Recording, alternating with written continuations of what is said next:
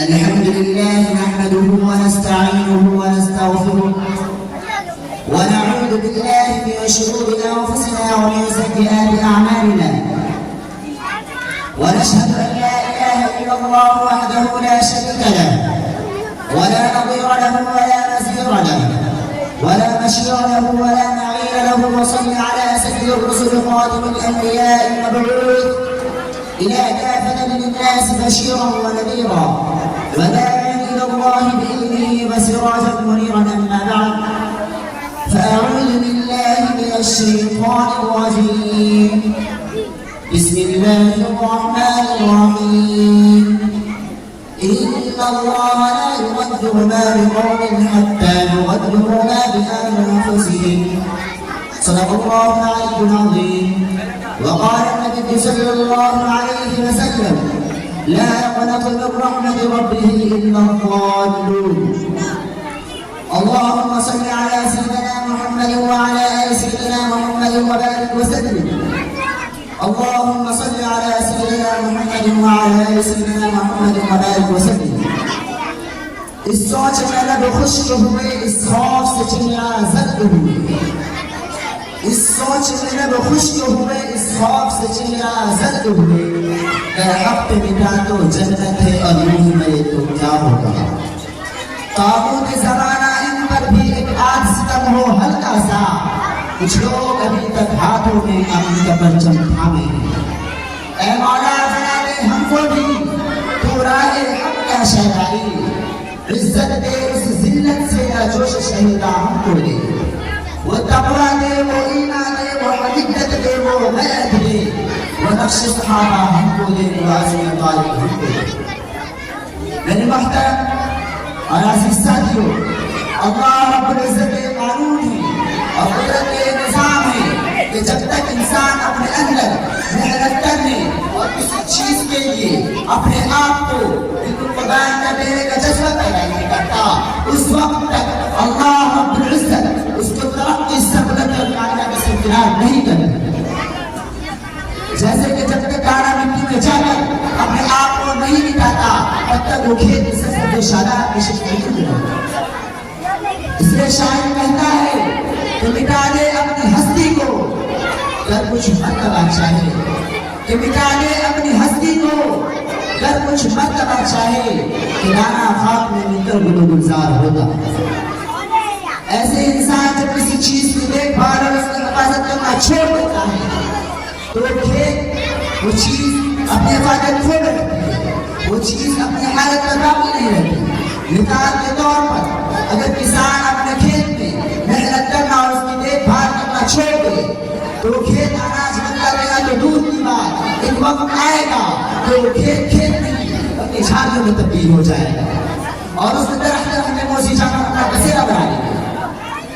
اسی طرح اگر کسی کشتی پر کئی کشتیاں چلانے والے سوار ہو اور اس کشتی کو صحیح رخ چلانے اور آگے بڑھانے کے بجائے ہواؤں کے رخ پر، پانی کے بہاؤ پر، دھارے کے سہارے اس کشتی کو چھوڑ دے تو ایک وقت آئے گا کہ وہ کشتی اپنے سوار منزل سے کہیں دور ہوتے چلی جائے گی. وہی وہ کشتی کسی بھون پر ڈوب جائے گی یا کسی چٹان اور جزیرے سے پاش ہوگا.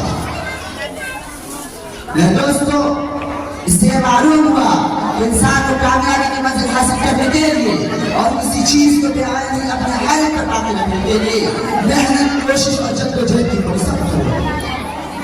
اس لیے شاعر کہتا ہے کہ تدبیر کے دستے ذریعے سے تقدیر درخشاں ہوتی ہے.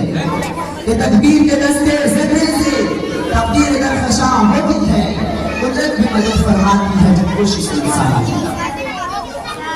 دوستوں، آج ہم مسلمان ایک شکستہ قوم کی طرح شکستہ کشتی پر سوار ہیں.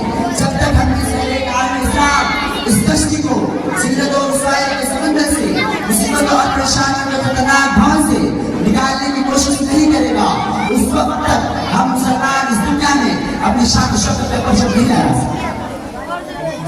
وہ قوم اس سب میں ہستی سے مل جاتی ہے جنہیں احساس حاضری کو مستقبل نہیں ملتا. جب تک ہم مسلمان اپنے سوا خالی کو دور کرنے کے لیے اپنے اوپر سے اپنے دوستوں کی چادر کو تار پھینک کر میدان عمل میں نہیں آئیں گے، اس وقت تک ہم مسلمان اس دنیا میں اپنا رول و تجربہ نہیں کر سکتے.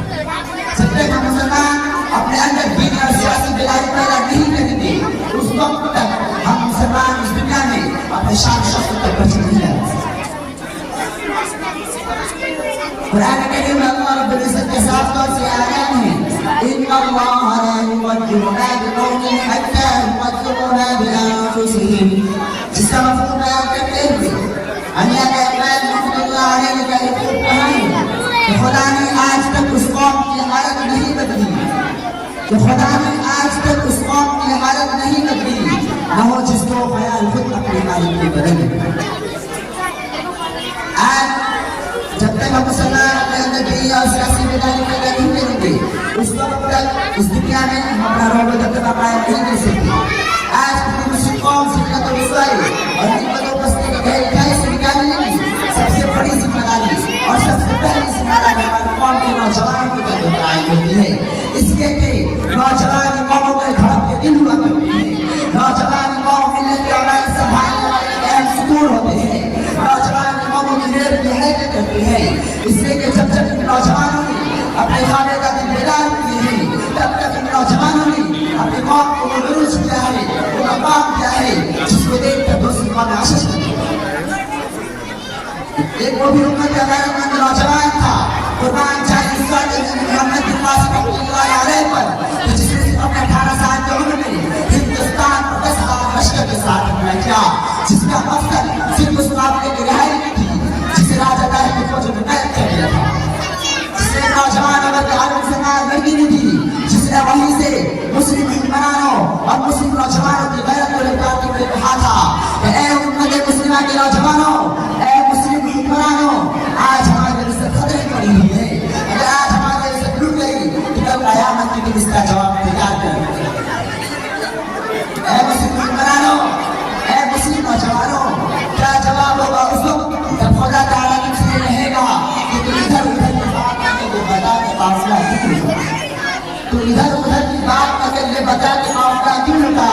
مجھے رہزنوں سے گرانی کے رہبری کا سوال ہے.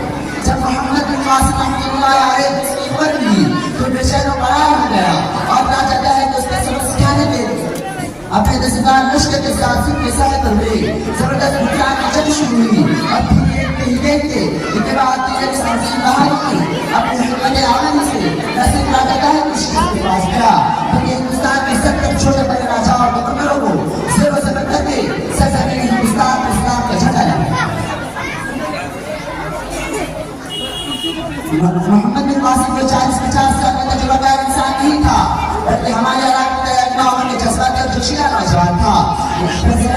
غور کرے کہ ملت کے وہ نوجوان کیا ہے. کہتے وہ نوجوان جن کا دل دو دربار کے تصادم سے مسرور ہوا کرتا تھا آج دو گھوڑوں کے تبسم سے اس کی جان کی جان آتی ہے. کہتے وہ نوجوان جو جن کے ہاتھ میں گرتے رہتے اور اس لیے میرے امت مسلمہ کے لیے فرض ہو اسلام اور اپنے حق ظاہر کے سامنے روڑے اور بگڑانے اور کٹوڑے میں بھیک مانگنے سے نہیں ملتا بلکہ کبھی کبھی اس سے چھین کر لینا پڑتا ہے. غربت بازو آسنا شکار اگر سجاد سے غربت بازو آسنا شکار اگر سجاد سے آج تک کوئی نفس ٹوٹانے سے فریاد تھے.